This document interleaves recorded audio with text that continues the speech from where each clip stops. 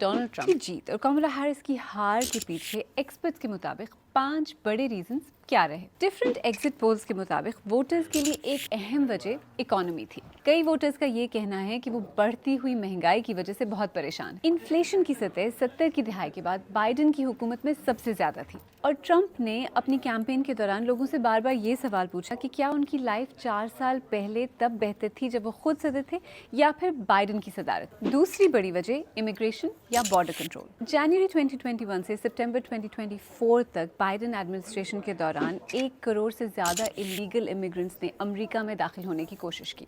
Trump की पिछली हुकूमत के 4 साल में ये तादाद इसकी 1/4 एक चौथाई थी। अमेरिकी वोटर्स के लिए उनके मुल्क में इलीगली आने वाले लोग एक अहम मसला हैं और उनका ख्याल है कि ट्रंप इलीगल इमिग्रेशन के मसले को बेहतर कंट्रोल कर सकते हैं। एक और बड़ी वजह ट्रंप की कैंपेन की अमेरिका फर्स्ट पॉलिसी रही। हाई इन्फ्लेशन और महंगाई के इस दौर में कई वोटर्स इस बात से भी नाखुश हैं कि हर साल बाइडेन एडमिनिस्ट्रेशन यूक्रेन और इसराइल को हजारों लाखों डॉलर देती रही। ट्रंप अपनी कैंपेन में बार बार ये भी कहते रहे कि उनके दौर में कोई नई जंग नहीं शुरू की गई। इसके अलावा माहिरीन के मुताबिक गजा भी एक इम्पॉर्टेंट इशू था, खास तौर पर मुसलमान वोटर्स के लिए, जिन्होंने बाइडेन एडमिनिस्ट्रेशन की गजा पॉलिसी से मुतल्लिक अपना एहतजाज रिकॉर्ड करवाने के लिए या तो वोट ही नहीं डाला या ट्रंप को वोट दिया या फिर किसी थर्ड पार्टी को वोट दिया। और एक और बड़ा फैक्टर खवातीन वोटर्स, जिन्होंने कमला हैरिस को उनकी तवक्को से कम वोट दिए। इसके बावजूद कि खवातीन के हकूक़ और ख़ास तौर पर अबॉर्शन राइट्स कमला हैरिस की कैंपेन का एक बड़ा और अहम हिस्सा थे।